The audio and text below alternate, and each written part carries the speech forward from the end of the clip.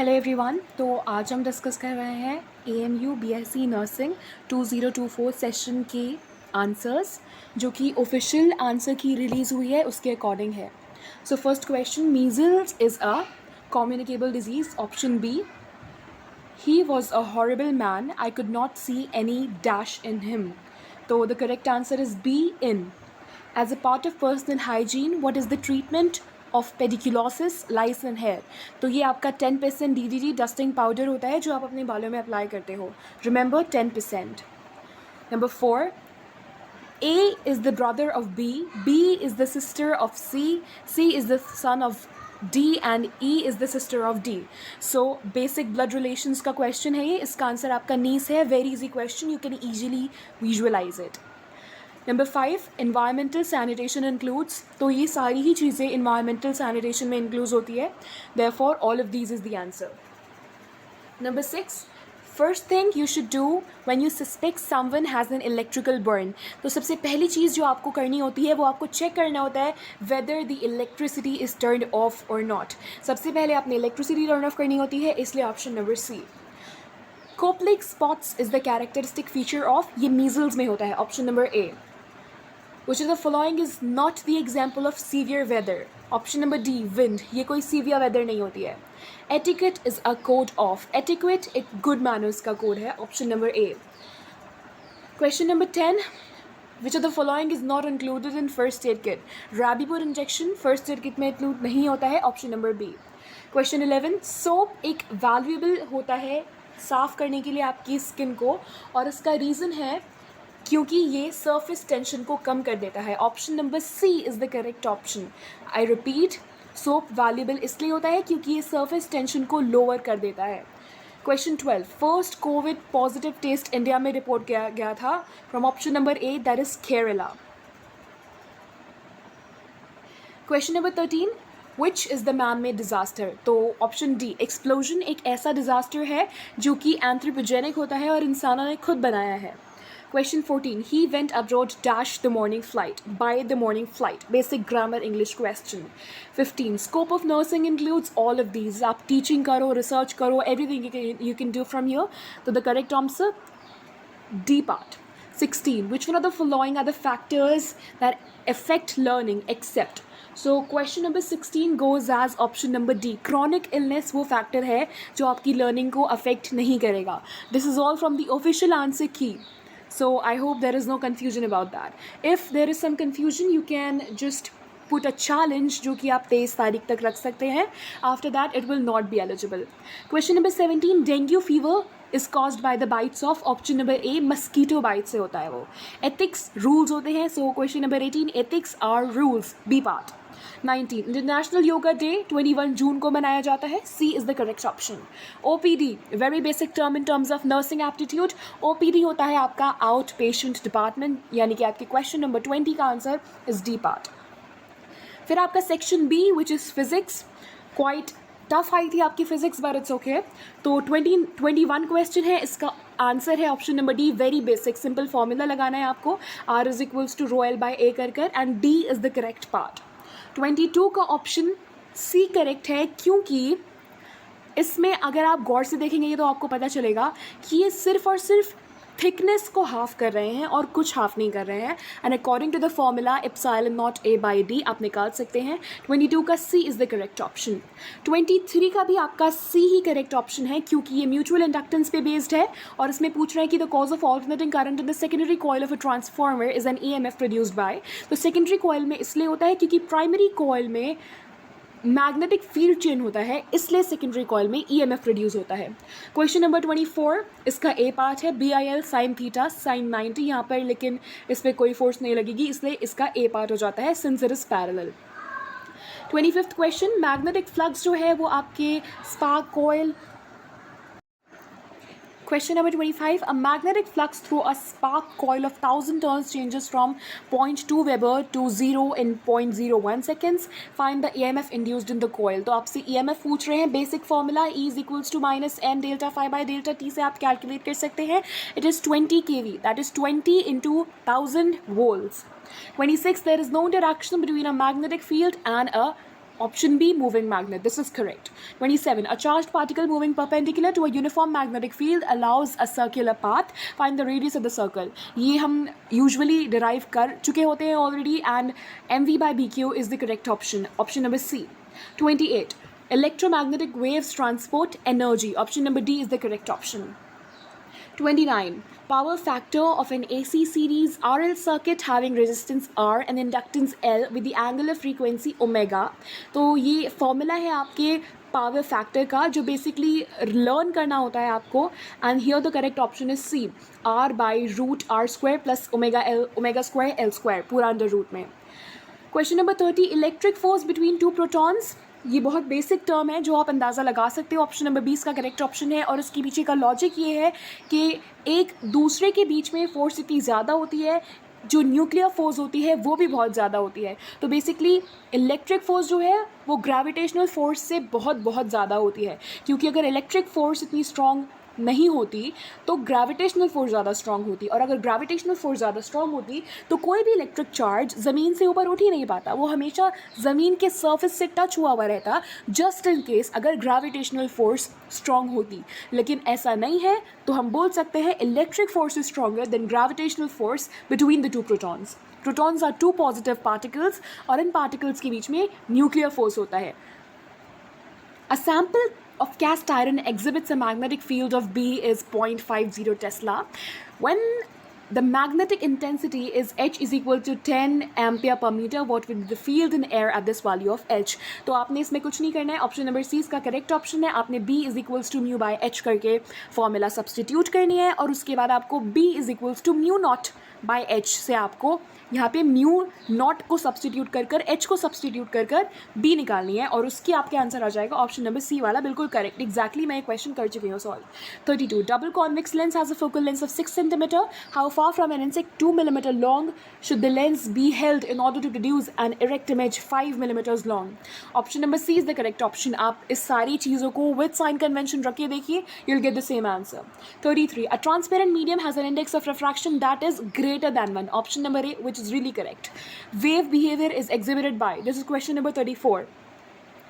वैसे तो wave behaviour सारे ही पार्टिकल्स एग्जिबिट करते हैं, but according to the answer key B is the correct option. I think this question should be challenged because all the particles exhibit wave behavior, and according to AMU official answer key, they say B is the correct option. Question number 35. Option number D is the correct option. काफ़ी calculations के बाद सबका C आ रहा था, but finally when we noted that D lambda by D में ऊपर वाला बड़ा D होता है and नीचे वाला is small d, then we realized the actual answer 35 का D है. 36. Option A is the correct answer. 37. Boron is not a moderator. Boron is something that absorbs neutrons. So boron is used in atomic reactor for option number B, absorption of neutrons. 38. एक energy band है जिसमें donor levels हैं जो कि below हैं. Donor levels अगर below होते हैं तो वो आपका एन टाइप सेमीकंडक्टर होता है. You need to mug this up. 39. Transistor concentration of impurities is. एक ट्रांजिस्टर में इम्प्योरिटी की कंसंट्रेशन पूछ रहा है, तो वो किस चीज़ में लार्जेस्ट होती है, आपको इसमें करेक्ट चूज़ करना था. वो लार्जेस्ट होती है एमिटर रीजन के लिए. Option number D is the correct option. Question number 40 का आंसर है ए, क्योंकि इसमें आपको एनर्जी दी हुई है. एनर्जी फ्रीक्वेंसी से डायरेक्टली रिलेटेड होती है, लेकिन फ्रीक्वेंसी वेवलेंथ से इन्वर्सली रिलेटेड होती है. So according to that relation 40 का answer A is the perfect answer. 41. Now we have chemistry section. 41. Limiting molar conductivity of an ion decreases with increasing temperature according to basic laws of chemistry. Chapter number 2 electrochemistry में आप इसको पढ़ सकते हैं. Option B is the correct answer. 42.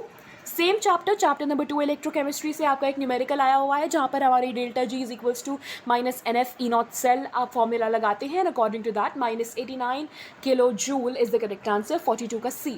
43 A independent. 44 A reversible nature का नहीं होता है, वो इरिवर्सिबल नेचर का होता है कीमोब्जॉर्प्शन, इसलिए. 45 का आपका करेक्ट आंसर है आंसर नंबर बी. 46 में आपका 50 ppb जो है मैक्सिमम परमिसिबल लिमिट होती है. 47 में ब्रॉन्ज एक अलॉय होती है कॉपर और टिन की। 48 में हेल-वोल्हार्ड ज़ेलेंस्की रिएक्शन में हम रेड फॉस्फोरस यूज़ करते हैं। 49 में एब्जॉर्प्शन स्पेक्ट्रम की टर्म्स में उन्होंने आपसे इंक्रीजिंग ऑर्डर पूछा था, तो option number C is the correct order. NO2 हमारा एक चीलेटिंग लिगेंड है इसलिए। 50 में आपका करेक्ट यहाँ पे फ्री रेडिकल मोनोक्लोरिनेशन पूछा है, तो वो होता है आपका 2,3-डाइमिथाइल ब्यूटेन में। 51 में सबसे ज़्यादा स्टेबल रेडिकल पूछी है, option number A is the correct option. 52 में एसिटोफिनोन की प्रेजेंस में जब आप क्लोरिनेशन कराते हो तो वो मेटा पोजिशंस पे होती है। 53 यहाँ पे CO है, तो ये गटम एंड कोच रिएक्शन है जिसमें आप बेंजीन से बेंजल्डिहाइड बना रहे हो। 54 B propanal is the correct option, क्योंकि आप जब प्रोपाइन को ट्रीट करोगे H2SO4 और HgSO4 से तो आपको प्रोपेनल मिलेगा। 55 आपका रेसिमाइजेशन का मिक्सचर होता है जिसमें आपको इनैंशियोमर्स मिलते हैं। इक्विमोलर मिक्सचर मिलता है डेक्स्ट्रोलेवोरेटेटरी का, जो कि SN1 का कैरेक्टरिस्टिक होता है। 56 में आपके पास vitamin D, vitamin A, D, E के जो विटामिन होते हैं वो सॉल्युबल होते हैं फैट में, बाकी B और C आपके वाटर सॉल्युबल होते हैं, इसलिए vitamin D is the correct option which is fat soluble. 57 hydrolysis of protein yields alpha amino acid, which is the correct option A. 58 enzyme A और B यूज़ कर रहे हैं, तो A में आपको माल्टोज मिल रहा है और B आप माल्टोज को तोड़कर ग्लूकोज बना रहे हो। माल्टोज को यू आर ब्रेकिंग, तो you will need maltase, and maltase की क्वालिटी ज़्यादा होती है, क्वांटिटी ज़्यादा होती है ईस्ट में, तो ईस्ट में आपको माल्टेज मिलता है, इसलिए option B yeast is the correct option for 58th question. 59 का आंसर आपका करेक्ट है डी, इसमें आपको हाइड्रेशन एंथैल्पी की रेंज में लगाना था। 60 आपका ऑक्सीजन लिंकेज पूछ रहा है, जो कि पेरोक्सोसल्फ्यूरिक एसिड में होता है। इसका फॉर्मूला कुछ O8 कर H2 कर होता है, you can check on the internet.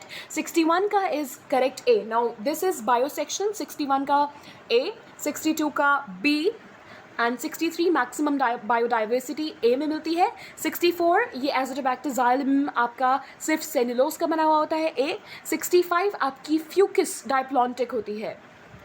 66 amino acid जिसमें मिथाइल ग्रुप R जो है वो होता है, वो आपका एलेनाइन होता है। 67 एग्जाइम बनी हुई होती है स्पोरोपोलेरिन की। 68 बार्क वास्कुलर कैम्बियम के टिश्यूज़ होते हैं।